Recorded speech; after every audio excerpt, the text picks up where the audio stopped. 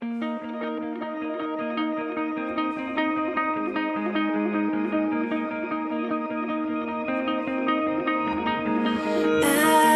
heard 1,000 stories of what they think you like, but I've heard the tender whisper of love in the dead of night, and you tell me that you're pleased and that I'm never alone. You're a good, good father. It's who you are. It's who you are. It's who you are. And I'm loved by you. It's who I am. It's who I am. It's who I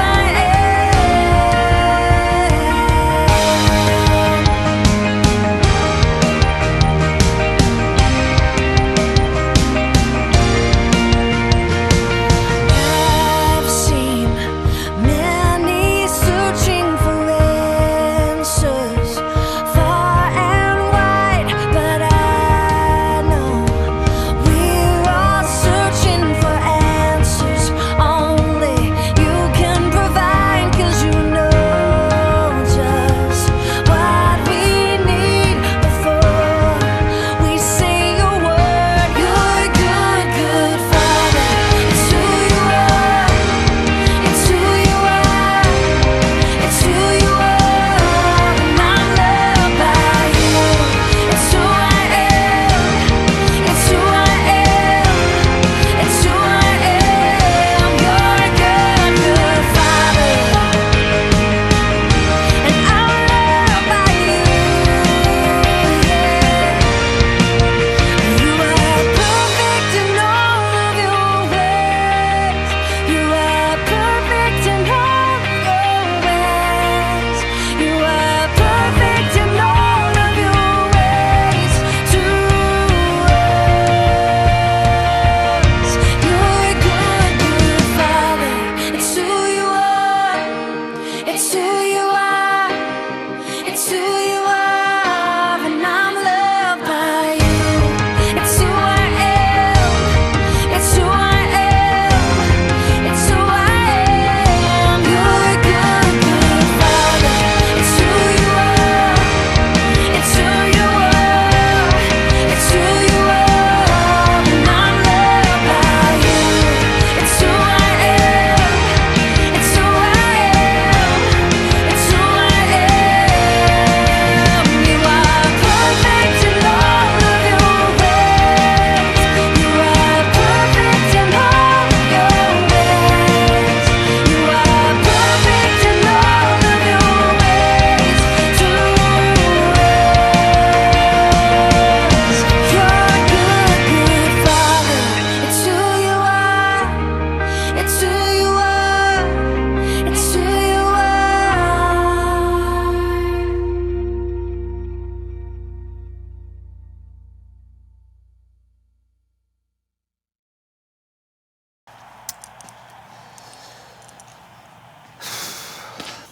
I don't know what to say. I really don't. I don't. We are walking into a web of destruction, an opponent that knows no constraints on their ruthlessness. But it isn't me that has to go out there and do the job that needs to be done. No! It's you. Yeah, it's you. And how are you going to do that? You are not gonna give up. You will never give up.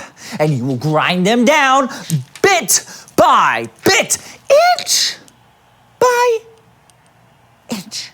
And on this day, we will give it everything, because we know that when we add up all those fingertips and all those little inches, that is going to make all the difference. The difference between winning and losing. So, what are you gonna do? I can't hear you. Are you ready to go out there and give it all you got? See, that's what I'm talking about. Now let's go knit with grit. Come on, ladies. 1, 2, 3, yarn. And men. Men can knit too.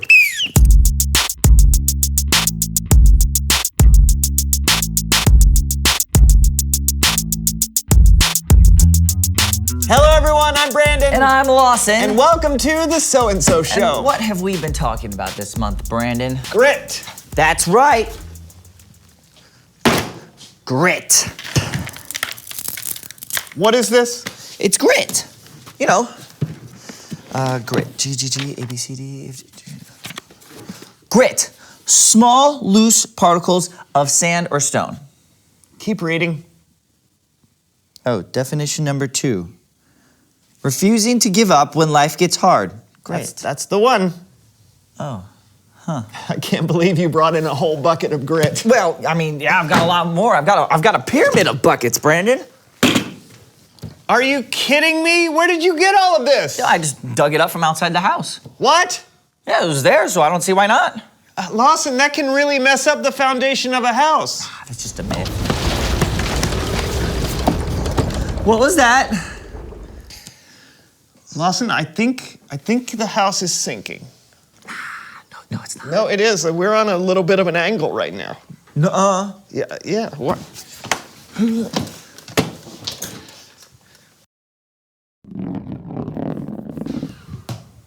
See? Huh. Well, I mean, you know, we have all this grit. We might as well do something with it. It's time to make grit castles.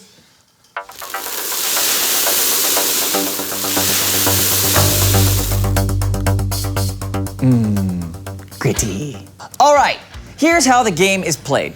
Brandon and I will each build our own grit castle. Then we'll decide whose is best. Grit castle building starts now!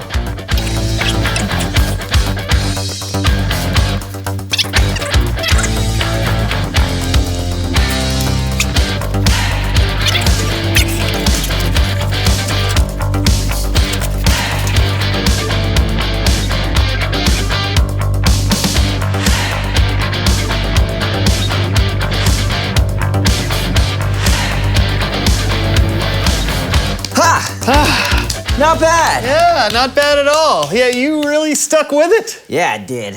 Double grit. All right, who do you think won? On the count of 3, shout out your answers. Ready? 1, 2. My castle! No! No!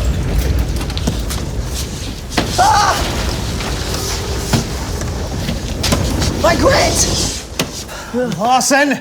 Wow. I'm really glad we glued everything down back there. What? It's fine. I think it just leveled itself back out.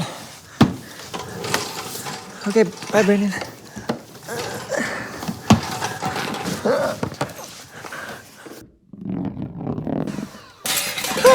We have got to fix this. Or we could play a game, Star Wipe.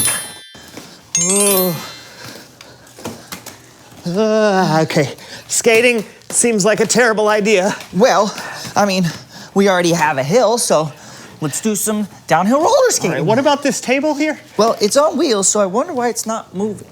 Oh, right, the brake. Hang on. Okay.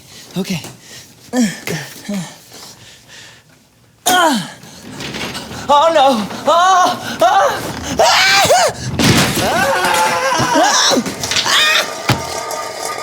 I win. Please welcome someone who knows stuff.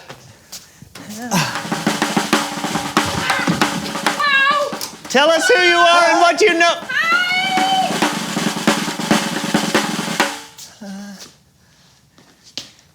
Guess we're not doing an interview today.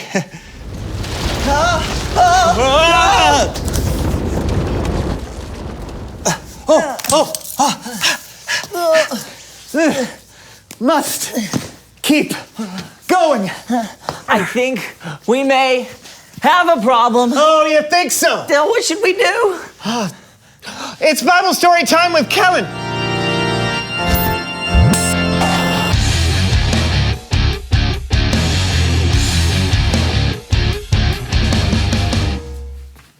Hey guys.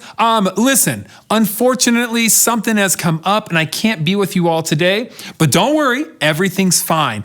And I don't want to leave you all high and dry. So I asked my good friend Cameron and he's going to take over for me today. All right? Take it away, Cameron. Hey, fellas. Whoa, what is going on? The basement is sinking on one side. What? Why? Long story. He dug up the ground from underneath it. Why? Don't ask. Great. Oh, hey, you think you could take it away and we'll see if we can get this fixed? You sure? Absolutely. All right. Thanks. My leg. Our story today comes from the book of Exodus. The book of Exodus tells of how God rescued the Israelites from a life of slavery and protected them, even when things looked incredibly bleak. And here to help me tell the story today are the So-and-So Show players. Last time, we talked about how God sent plagues of frogs and darkness and flies and other terrible things until Pharaoh finally told the Israelites to go. And that's what they did. Every single Israelite left Egypt. They followed a man named Moses, and he was led by God. God showed up as a pillar of fire by night and a pillar of cloud by day. Wherever you lead, Lord, we will follow. Hey, Moses, what's up? We have been walking through the desert for a while. We're having a great time, but I was just wondering where exactly we were going. We're following God. Yeah, right. The cloud. Cool. Yes. Yeah. Here's the thing, though. We are approaching the Red Sea, right? And, it just occurred to me, we didn't bring any boats out of Egypt. Oh, crazy. So, you see my issue? The Lord will continue to show us the way. Yeah, all right. Cool. Great talk. I feel good about this. I don't feel good about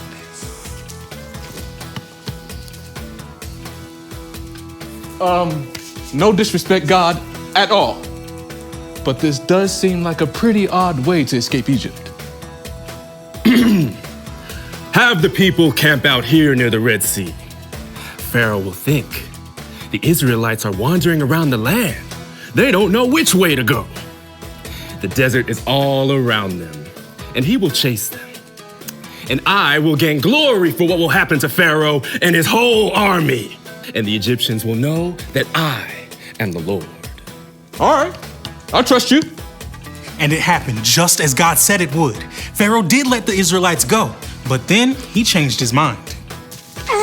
Why would they go? Why did they leave like that? Why did we let them go? Who's gonna do all of our work for us? Oh, no. Guard! Go!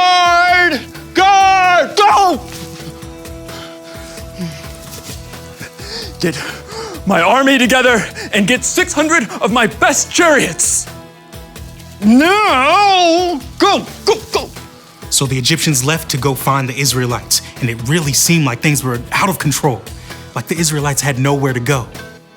But God had a plan. Hey, Moses. So totally not a big deal. You've got everything in control, but there's a whole big group of chariots that are chasing after us. Friends of yours, I imagine. Yep. That's the Egyptian army, all right. That's the Egyptian army, all right. What? What? Did you lead us out here to die? Well, What? Were there not enough graves in Egypt? Huh?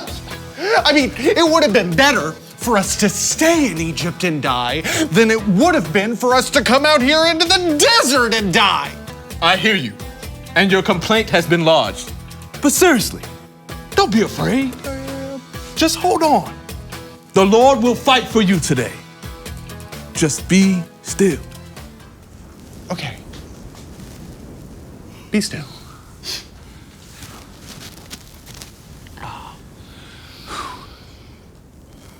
Be still. Go. Be still. What? Be still.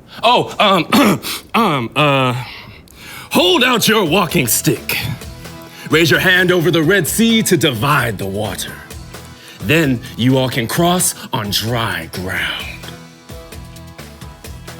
Yeah, right. Sure, of course.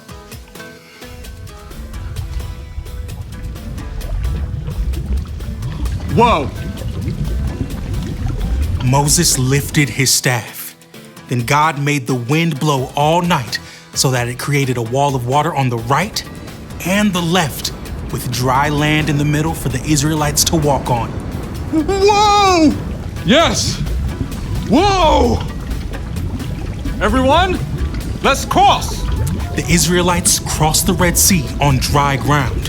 When the Egyptian army arrived, they followed the Israelites through. Come back to me! Come on! When the Israelites had reached the other side safely, God said something else to Moses. Last one out. That was cool. Reach your hand out over the sea, and the waters will flow back.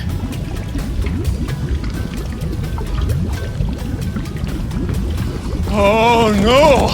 Oh no!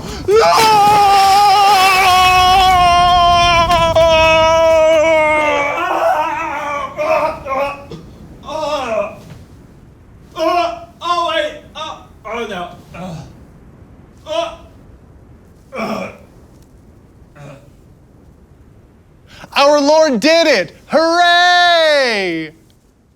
The end. Give it up for our so-and-so show players. Oh, looks like you're back to normal. Oh yeah, I just dug a hole on the other side and it all leveled out. I'm not sure if that... You know what? Never mind. Hey, the Israelites, they had to have been scared. Absolutely. But God was still in control, even when things seemed hopeless. And that helped them hold on and refused to give up. See you next time. Later. Bye. So today was a little wacky. I'll say. And it's hard to stay focused when it doesn't feel like everything is quite right. Yeah, we all have times in our life when things feel out of control. In fact, Reveal the question! what feels out of control? Maybe things feel out of control because you just moved and you haven't made new friends yet. Maybe you're not able to understand a subject in school, no matter how hard you study. Maybe your family is going through some tough stuff and it just doesn't feel like it's ever gonna change. Or maybe your house is sinking. Life can sometimes feel like it's out of control, but thankfully, we have friends and family and a God who loves us and has a plan to one day make things right. God is in control. Yeah, that's great to know. So, talk about it together. What feels out of control? And we'll see you next time on The So-and-So Show. Oh, it's happening again. No, it's not. I'm feeling. I'm fine. You feel it's like I feel like nothing. a tremor all over. I'm immune to this. We're rocking back and forth. I think my internal gyroscope is so much better than yours. Bye.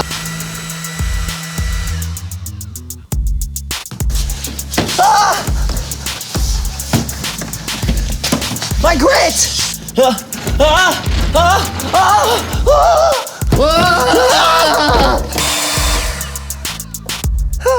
We have got to fix this. Tell us who you are and what you know.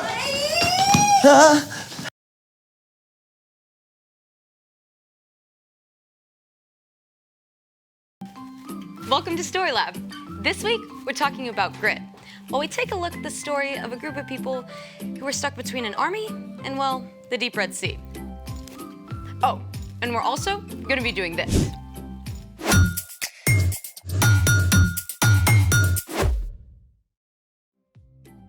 Hey, I'm Skylar. And I'm Sebastian. We're talking about grit, which is refusing to give up when life gets hard.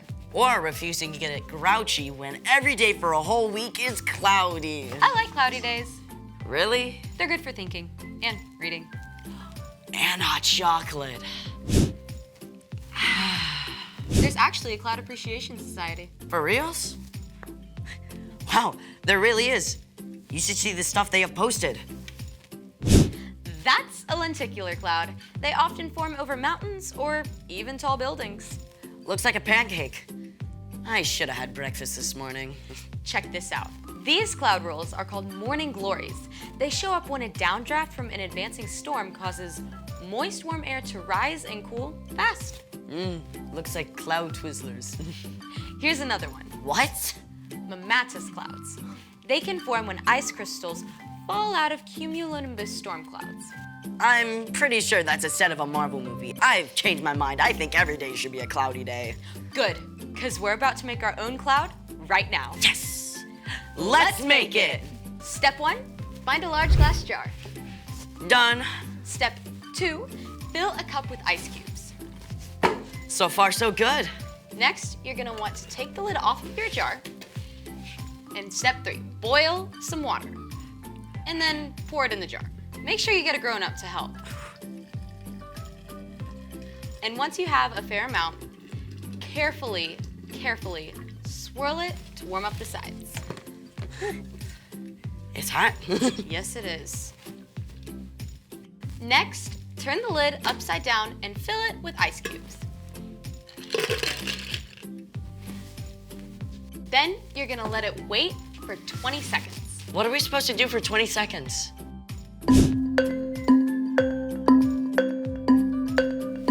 This next part has to be fast. Step 6. What's gonna happen is you're going to remove the lid, pump hairspray into the jar, and then immediately put the lid back over it. Are you ready? Yes, I'm ready. Can you do it? I can do it. Okay, 3, 2, 1. I can see it brewing. Release the cloud. Oh, that's so cool. Bring on the cloudy days. Good, because there's a ginormous pillar of cloud in today's story. It's time for The Story Before the Story. Today, we're in the second book of the Old Testament, Exodus. God made a plan to bless the whole world through one family, the Israelites. But for hundreds of years, the Israelites had been enslaved in Egypt. They cried out to God for help, and God sent a man named Moses who faced down the king, Pharaoh. After a lot of crazy plagues, Pharaoh let the Israelites go. But even though the Israelites were free, they're not yet safe. And that's where our story starts. Hey everyone! Okay, so as we all know, the Israelites were all packed up. Thousands and thousands of people, families, kids, herds, and flocks. You can imagine, they couldn't move very fast. God was leading them every step of the way, away from Egypt, appearing in a pillar of cloud during the daytime and a blazing pillar of flame at night. At last, the Israelites came to the Red Sea, which stood between them and the desert road to Canaan. But while the Israelites set up camp along the shore of the Red Sea, back in the palace, Pharaoh was having serious second thoughts. What have we done? We've lost all our workers. Prepare 600 chariots at once. Pharaoh jumped in his chariot and led an army of chariots and horsemen racing across the desert after the Israelites. The galloping horses and rattling chariots kicked up clouds of dust, and soon the Israelites could see them coming. There was no way they could outrun the Egyptian army. The Israelites were trapped. Why did you bring us out in the desert to die? It would have been better to stay in Egypt than die out here. The Israelites wanted to give up, but Moses kept his eyes fixed firmly on God. Don't be afraid. Stand firm. The Lord will save you today. The Lord will fight for you. Just be still. Right there, in a place that seemed like a trap, God spoke to Moses. Hold out your walking stick. Reach out your hand over the Red Sea to divide the water. Divide the water? Okay, that is not what water does. But God's presence in the pillar of cloud moved from the front of the Israelite caravan and stood behind them all night to block them from view of the Egyptians. Moses reached his hand over the sea. Through the night, God sent a strong wind to push back the waters. Soon, the Israelites faced a dry path right through the middle of the Red Sea. I mean, can you imagine what it must have felt like? You're at the edge of a vast sea, but straight ahead the water just boop, splits. I mean, ginormous walls of water rise up on either side of the path before you. Sure, I mean, you want to escape the Egyptians, but if you walk along this path, the waters could fall on you. I mean, it must have taken every ounce of courage and grit they had. But the Israelites followed Moses along that path, straight through the heart of the sea. All night, those families hurried toward freedom. But the Egyptians gave chase. They followed the Israelites right into the Red Sea. At last, the Israelites made it through. But the Egyptians were right behind them. God spoke to Moses again. Reach out your hand over the sea. As Moses reached out his hand, those walls of water began to crash down, and the sea rushed back into place, washing over the Egyptian horses and chariots. The entire Egyptian army was swept away. The Israelites were left safe and dry on the far side of the Red Sea. Moses' sister Miriam led them in a song of celebration. I will sing to the Lord, he is greatly honored. The Lord gives me strength and protects me. He has saved me. The end. Whoa, things must have felt so out of control for Moses and the Israelites. Oh, for sure. But God was in control the whole time. God opened up a way for them to just keep going. So, what's our part in this story? Well, there are some times when you feel stuck, right? Like maybe one particular subject at school is super hard for you and you feel like it'll never get easier. Keep going. Because God knows what you're facing. God will walk with you the whole way through. Or you're just starting in a new school and you haven't been able to make friends just yet. Don't give up. God can help you find friends when you least expect it. And best of all, God gave us Jesus to show what it looks like to keep going. Exactly. I mean, Jesus didn't give up loving us, even though it cost him his life. And when we follow Jesus, we have the power of the Holy Spirit to keep going too. That is amazing news. Isn't it? All right, I'll see you guys next time. Bye. Bye, Erica. So here's the thing. Hold on, because God is still in control. Knowing that can help you grow grit. And God makes some pretty incredible clouds. Is that a dog? That's definitely a werewolf howling. Thanks for joining us in the Story Lab. See you next time. I think that one's Winnie the Pooh.